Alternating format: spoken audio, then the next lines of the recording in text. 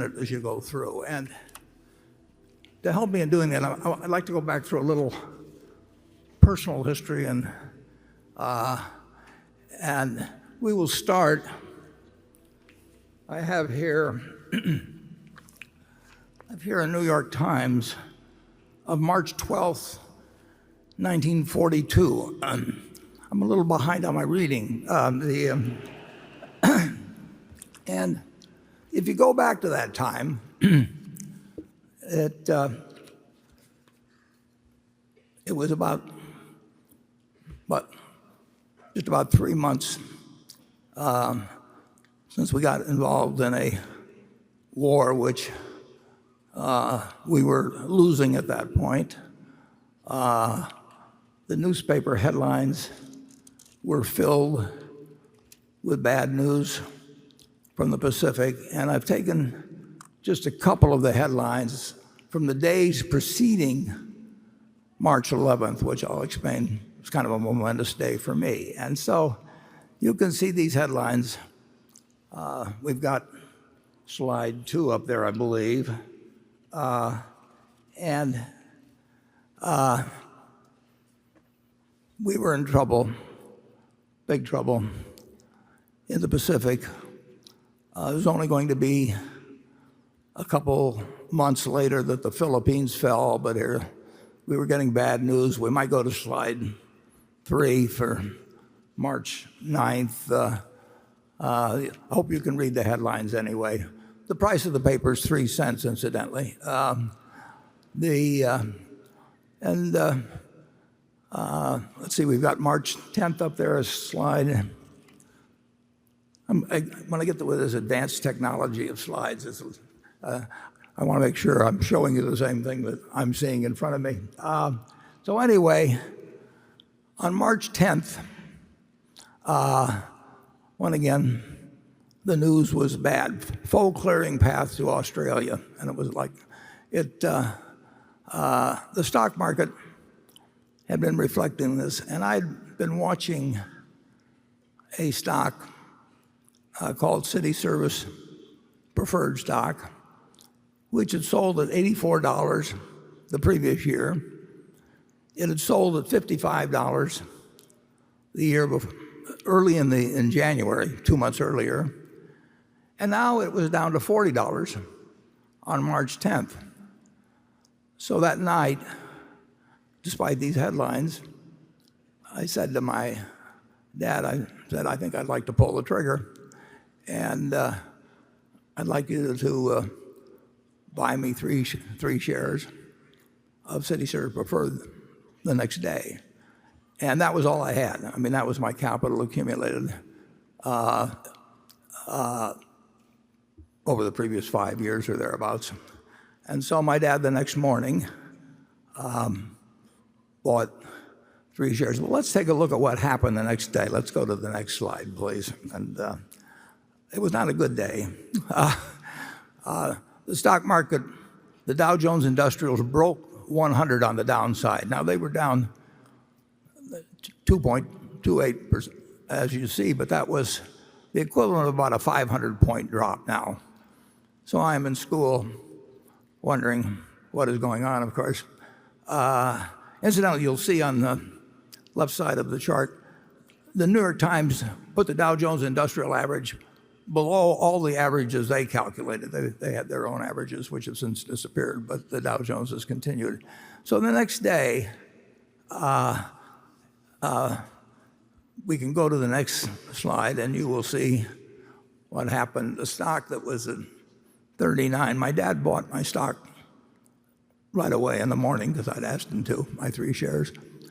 And so I paid the high for the day. That 38 and a quarter was my tick, which is the high for day. And by the end of the day, it was down to 37, which was really kind of characteristic of my timing in stocks that was going to appear in future years.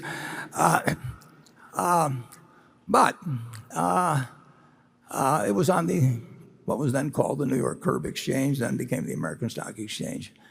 But things, even though the war until the Battle of Midway looked very bad, and if you'll turn to the next slide, please, you'll see that the stock did rather well. You can see where I bought it, 38 and a quarter. And then the stock went on actually to eventually be called by the City Service Company for over $200 a share. But this is not a happy story, because if you go to the next page, you will see that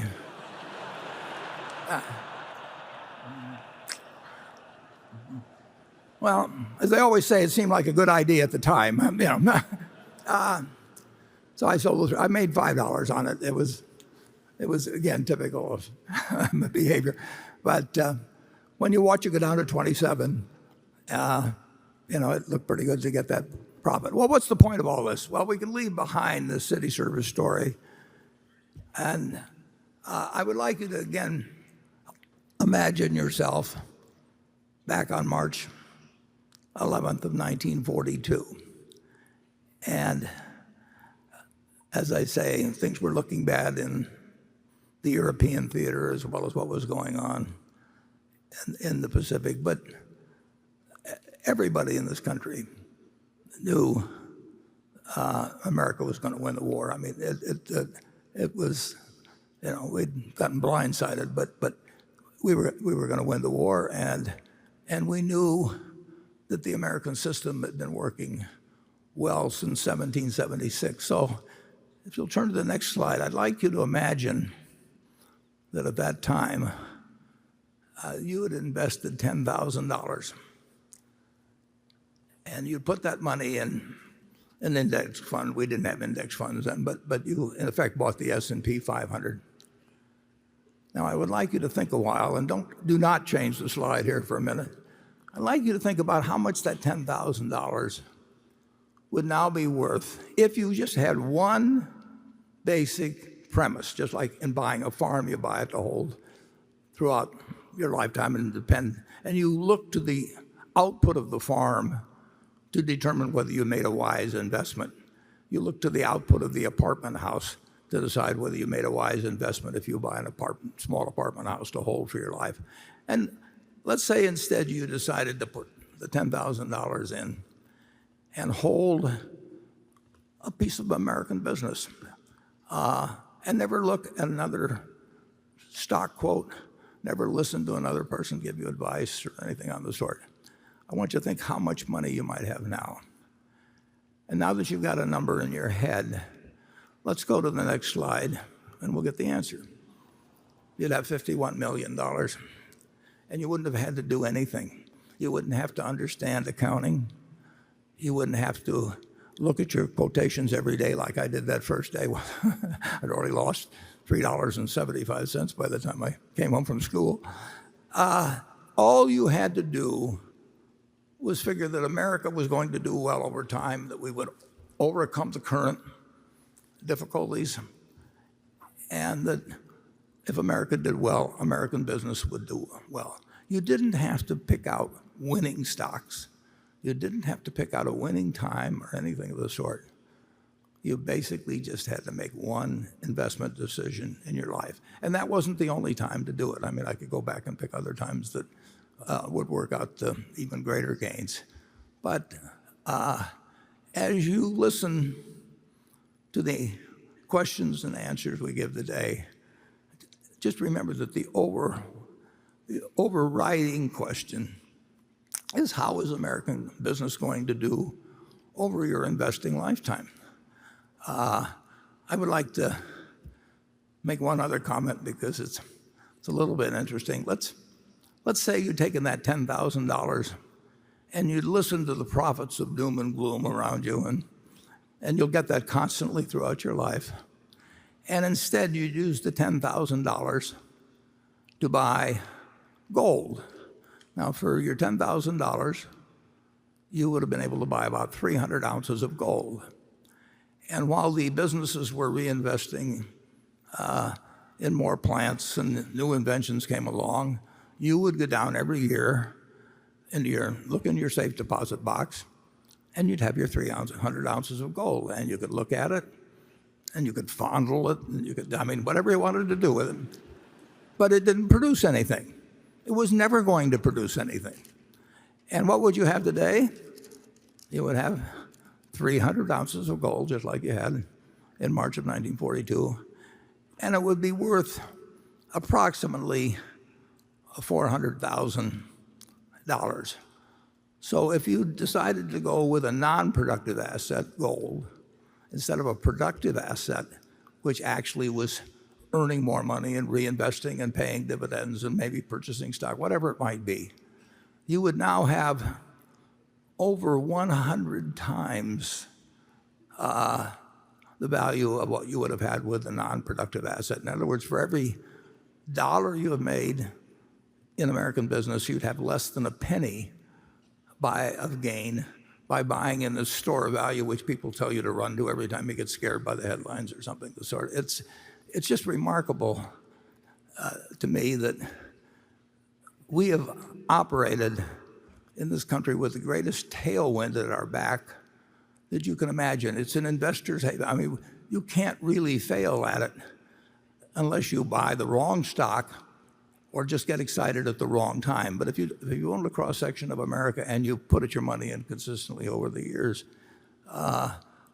there's no comparison against owning something that's going to produce nothing. And frankly, there's no comparison with trying to jump in and out of stocks and pay investment advisors. If you'd followed my advice, incidentally, or this retrospective advice, which is always so easy to give, if you'd follow that, of course, there's one problem about it.